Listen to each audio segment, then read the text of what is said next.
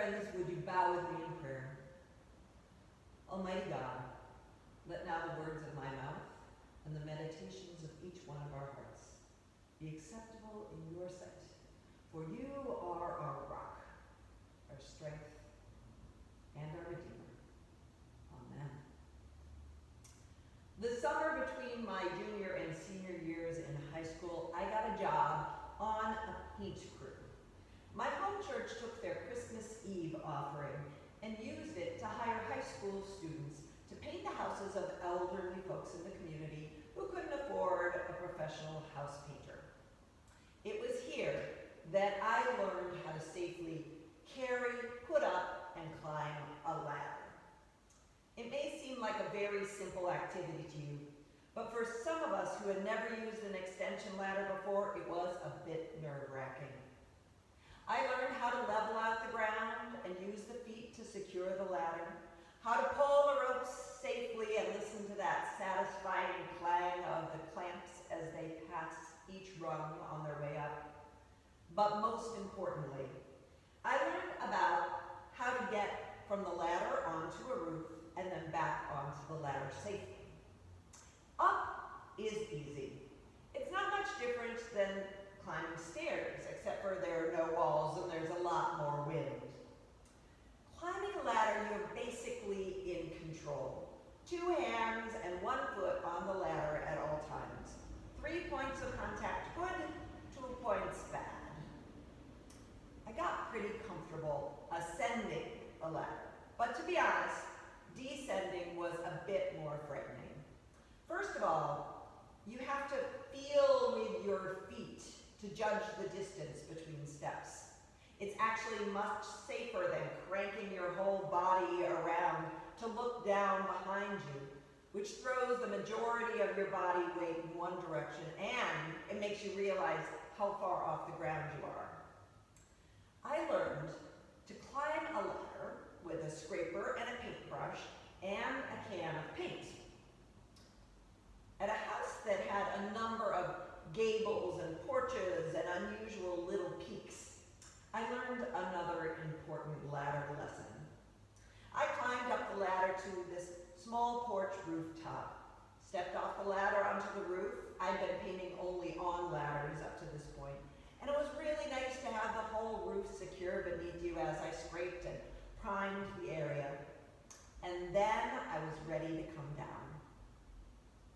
Only nobody ever taught me about how to get back on a ladder off of the roof. You would think with all that training it would have been obvious, but no. For some reason, I decided that it would be a good idea to sit down on the edge of the roof, put my feet over the top of the ladder, search for the rungs, and then to go down facing away from the house. Just in case you are ever tempted to try this, let me tell you, it is not a good idea. That was the first and last time that I have ever descended a ladder on my bum, facing out 1 rung at a time.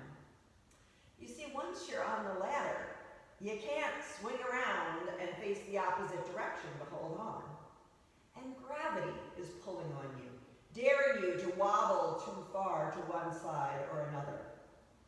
Now, I know that you stand on the top of the roof, at the top of the ladder, facing the house and stepping back so that you have more control. And then you grab onto the rungs of the ladder, and if you slip and fall, you fall into the ladder instead of off the ladder. I've had some bad dreams about falling off of ladders. They usually come when I'm stressed out or feeling anxious. It's a typical dream motif, falling. It happens most often when we feel out of control. Your stomach turns to jelly, you flail helplessly around, and there's nothing to grab onto, nothing to do but free fall. Jacob was probably at least a little bit stressed out on the particular night that he had his ladder dream. You remember from last week's story that Jacob tricked his brother Esau into selling him his birthright for a bowl of stew. After that story, and before the one for today, something else important should know about. Jacob and his mother Rachel plotted together to deceive Isaac, whose eyesight was failing, into giving his blessing to Jacob instead of to Esau. So Jacob strapped on fur onto his arms, for you remember Esau was hairy and Jacob was not. And so when Isaac reached out and touched his son, he was convinced that it was Esau. So Isaac blessed Jacob. And as you can imagine, Esau was livid.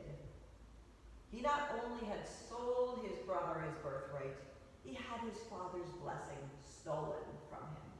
Esau swore that he was going to kill Jacob just as soon as Isaac died.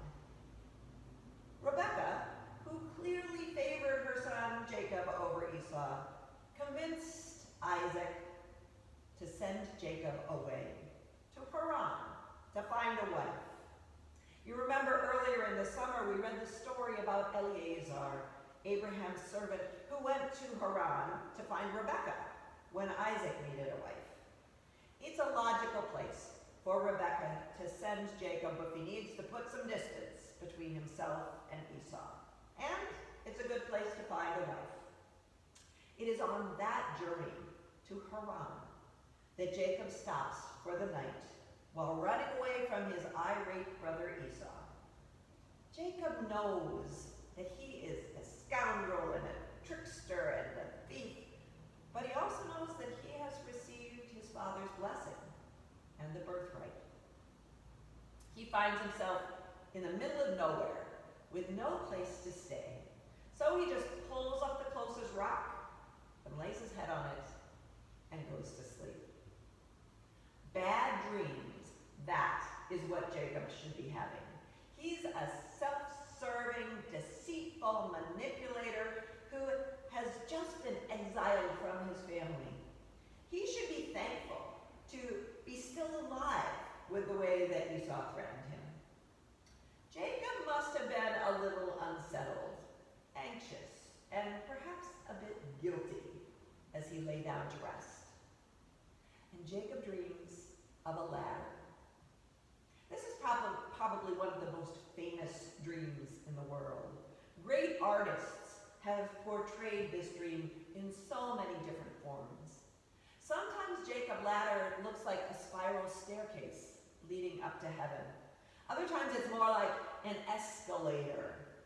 And occasionally it's a really wide, normal ladder with rungs. Why is it really wide? Because the dream has angels ascending and descending at the same time. It has to be wide enough for two-way traffic. Think of the ladders that you have experienced in your life. Maybe you've never been on anything much taller than a step ladder. Maybe you're not so good about making sure that someone is there to spot you or to hold the ladder because you're fiercely independent. Maybe you're the one who holds the ladder for others. There are also metaphorical ladders in our lives. We climb social ladders as we make our way in society. We climb corporate ladders, sometimes stepping on others to get to the top. The upwardly mobile are always seeking to climb higher. Karen MacArthur says, quote, "Our economic ladder, which reaches toward wealth for a few, is built on the backs of the working poor. Even our social ladder requires that some people have less status so that others can have more comparatively. We've been living on the ladder so long, we've forgotten to check and see whether our ladder is on stable ground. Yet we climb higher and higher and higher without looking down." Unquote.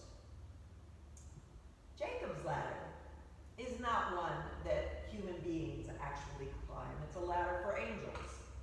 And Jacob doesn't rush out to try to make it to the top of that ladder and get his way into heaven. Jacob just watches, transfixed.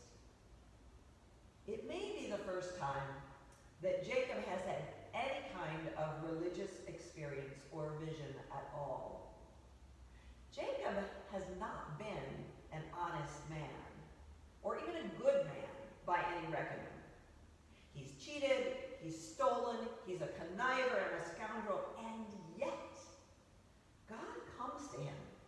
in the middle of nowhere and offers him this vision of angels ascending and descending from heaven.